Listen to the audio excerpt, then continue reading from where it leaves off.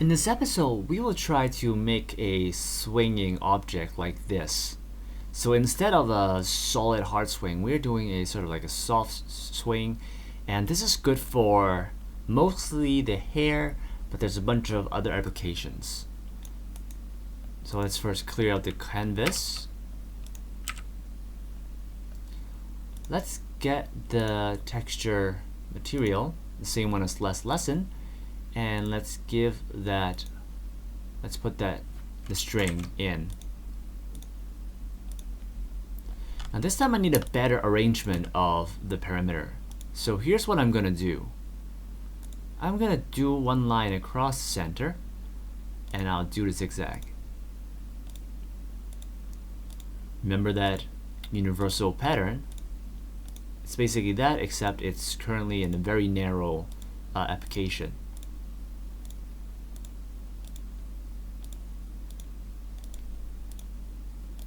The reason I need this is because the detail or the refinement of these polygons would affect the smoothness of the curving. Now we are trying to transform a straight rectangle shape, essentially a straight rectangle shape, into a curved line, and that is going to naturally cause a lot of distortion. In order to prevent that as much as possible, we need refined dots. This should be fine, but if we need more, we can come back to add more. So let's keep this for now. And let's try to swing it vertical. Okay, so now we have this set up. The tool we're going to use is the Deform Path tool, the last tool that we haven't learned yet. So let's click on a Deform Path tool, and remember, before you click on this tool, you want to be selecting the texture that you'll be dealing with. Alright, you don't want to select nothing and click this and then add something in, or else that would not matter at all. So remember to select the object, and then as you're selecting it, as you see the polygons are highlighted, you want to select the deformer tool, and this moment when you click down your left mouse, you connected the two objects, the string and the deformer path. Now let's try to play along with it, or actually let's try to have fun with it and see how it goes. All right, let's put 2 points, simple, point A, point B, and we see the whole thing here. Now let's give the name. This is the string, and we also have the path. The path has no draw order, has no opacity. It is treated as a drawable object. However, it links to one or more texture objects. It can move on its own, but it has no visibility. Now once the linking is settled, you can disconnect it, but you cannot make it connect with another object after you created it. So you have to link it up at the beginning. Alright, so now it's linked up. How do I know? I can try to move one of these points and see what happens. Oops. Wait, what? Okay, so I'm holding down Control and I left click at the endpoint, and this is what's happening. Alright, I'm dragging the point around, and it is moving the object, and try to observe how the object transforms. Okay, now this is still a straight line. How do you make a curved line? What happens if we add a third dot in? Like that. Now I'm going to click drag and move this point. Okay, now we got something. What do we notice? We notice that whenever we drag the last point, it is creating a curve that ends here, and even though we're dragging things to the left, anything above past this point is moving to the right. Alright? And what if we move this point too? So we got this. We can make a bowl. we can do all kinds of crazy stuff with this. And we can move all points together so that it moves over here. Alright. Now let's try to delete a point. I don't want this point. I want to move it higher. So when I hover my mouse over this using the Deform Path tool, and you see a negative sign, right, a minus sign right there, and as you click, the point will disappear. It no longer has effect on the texture. So let's click on a point here, and let's see a difference. Okay, now we see some movement right here, not a lot. However, most of it is sort of a logical, like one piece. That's one piece of string. So when you move this, the whole thing swings towards that direction. However, the main force, the curve, is focused this area, and this is pretty much straight no matter how you move it. It's pretty much straight right here. So that's problem number one.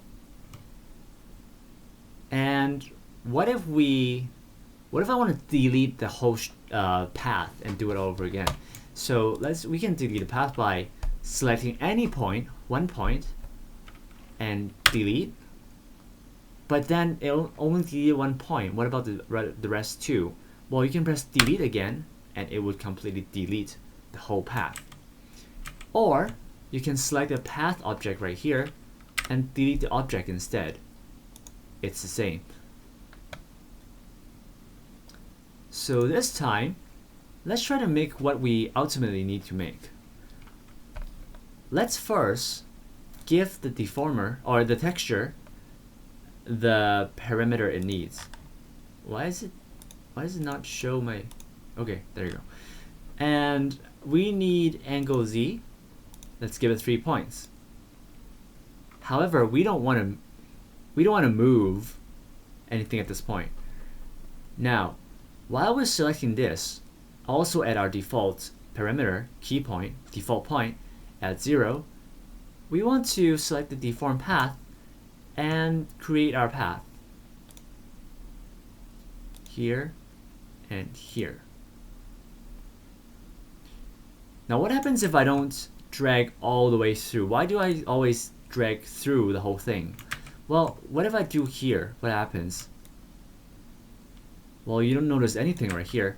What if I drag here? Now you start to see a little bit awkward with the end of it. It's almost like it's going the opposite direction. I can even do this.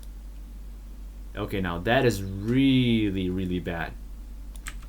So the reason why I'm keeping it longer than the original object is because it would have better control over this part.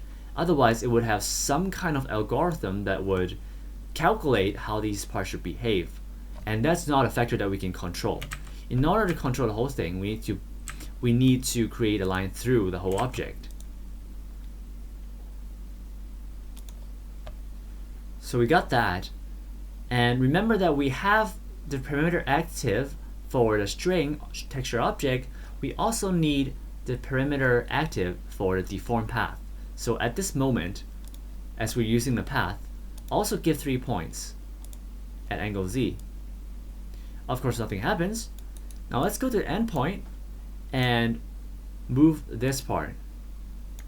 Sometimes you realize that you're moving the point but not the item, because you currently have the selector edit edit drawable object tool, and a regular left click drag would actually move it. However, we also often use control and click when we're using a normal tool, and it moves things. If we don't, it sort of deletes the point or something like that.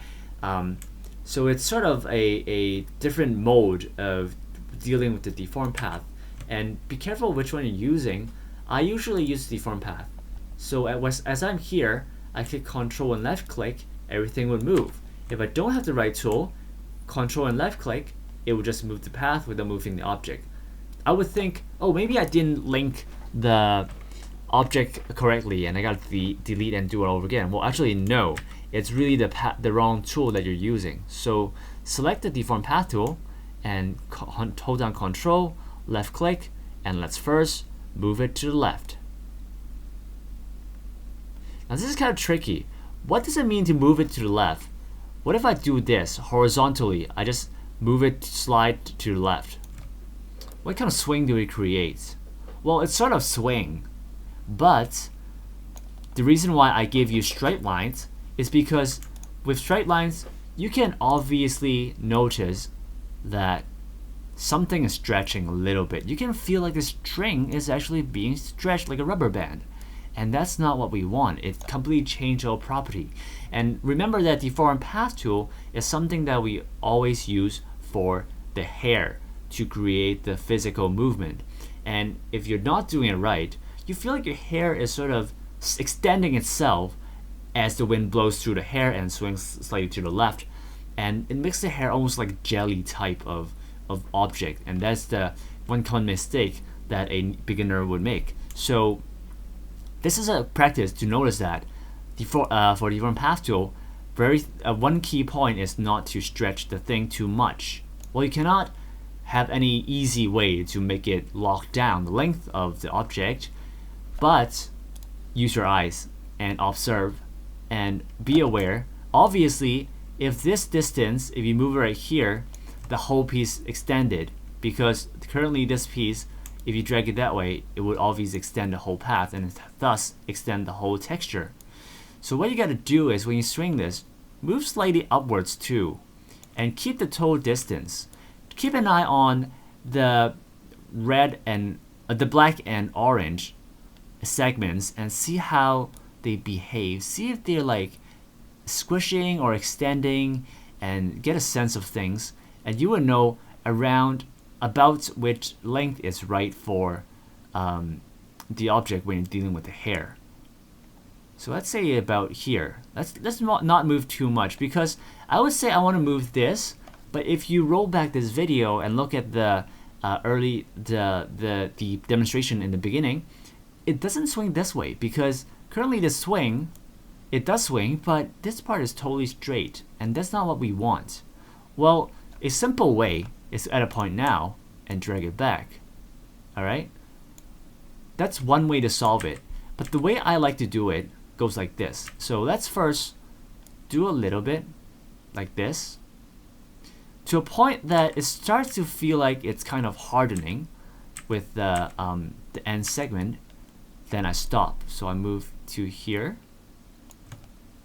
The other side, I move there.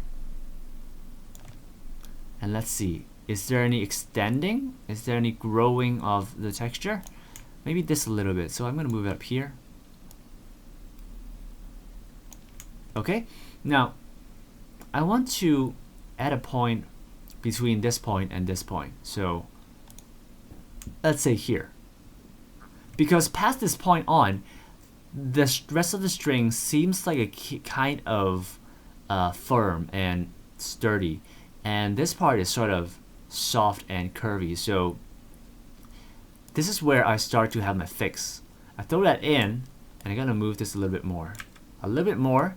Remember, don't extend or don't squish it until I, again, feel like there's some hardening part happening right here.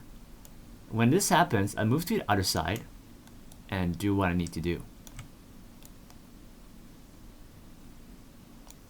Now let's further do this by adding another point right here and swing it better. Just too much actually. Maybe this much, and then do it here, swing this much, and do it finally here, swing a little bit more, swing it back, go up a little bit. In this way, we get a pretty good swing that almost make it look like a I guess a cat's tail when it swings. And that's the sort of effect that we want to learn to do. Alright, so this is kind of swing that we want. But then again, there are other ways to do things. This is one of the ways that I use often when I deal with hair. Of course, we can always simply move it up, or did I delete the point? I can move it up here, and then add point and pull it back out. Move it up the other way. Oops. That way. This is sort of done too, but the problem is that, well, I guess I can, instead of adding this point afterwards, okay. So let's say I messed up, alright? I did sort of this, and it's sort of ugly, and I want to redo the whole I want to redo the curve making without deleting everything. What is the least step I need to back out before I start deleting the things that I imported? So what you want to do is go to your default point, which is usually the original straight point, right? Because most of the time that your default is correct. What you do is whatever that they're not default, so the endpoints, right? So starting point is always correct. Go back to your starting point. Go to click on the object and delete all the points. Clear it out. Press OK. And what you do now, you did it for the deform path, but you haven't done it for a texture. But let's have a look. So let's see. We see the path is not moving, so we got the path canceled out. That's no problem. But then we need also the string to cancel out. So let's delete the string and delete all the points for the string. Now, angle Z, do not move anything anymore. Go back to your string and create 3 points. Go back to the path and create 3 points. Now let's hope for that the link is still around. So it does, alright? So I got them in. I got the fresh new 2 point. Oops. I got the 2 points fresh, and I can redo everything over again. So let's put a point here. Move it up here. The other side. Oh. How come it's sort of refreshed? How come it sort of moved to the other side? Something's wrong. Why is it down there? Well, I guess I screwed up part of it.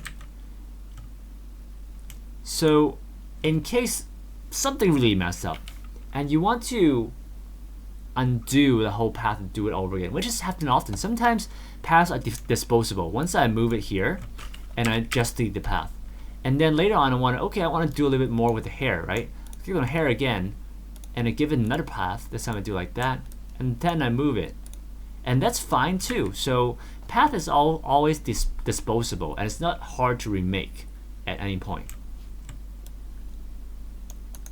So let's delete the path, double tap, go back to the string. Again, I want to redo the parameters. How do I do that? Click on the parameter edit and delete all points, press OK. Go back to it, create all points, press OK. Fresh points right there. And now we need the path tool. Select the thing, path, click, click, or actually click, click, and here. Check, no problem. Give it parameters, 3 points, no problem. This side, move it up. This side, move it up. And let's go back to this side, give it a point, and push it. Let me see. Push it down like that. This point, pull it down. Now there. I'm a little bit hasty, and as you can see, it seems like this one extends things a little bit too much. In fact, look at the black segment, the last part. Just look at a black segment, last part, watch it as it transforms. So it gets from here, it shrinks up a little bit, and then narrows down, and pull it right out straight. As you can see, the sort of the vulnerability of this tool, and this is as much as Live2D 2.1 can do I'm sure 3.0 they have something better with it, but for now, be careful of this tool.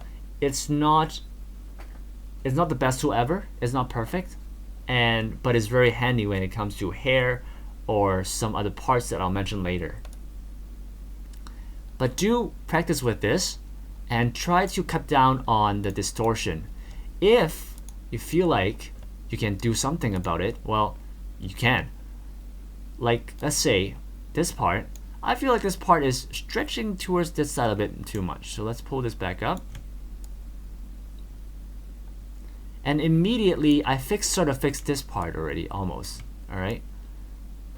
It's just that the lower part seems to get a little bit hectic too, which I can add a point here and push it back out a little bit.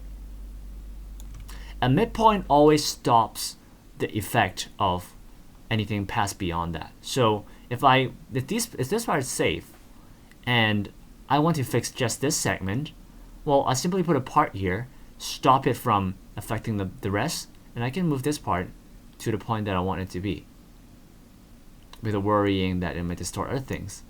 So that seems okay. And I'll pull this part back in. Still seems like a major stretching. Is it better?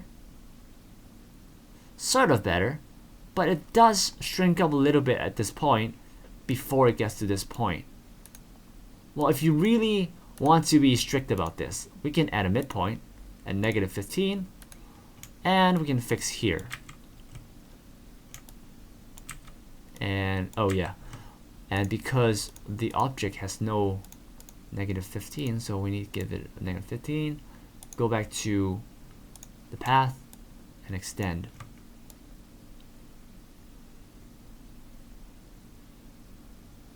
So at this point, I sort of fixed the shrinking.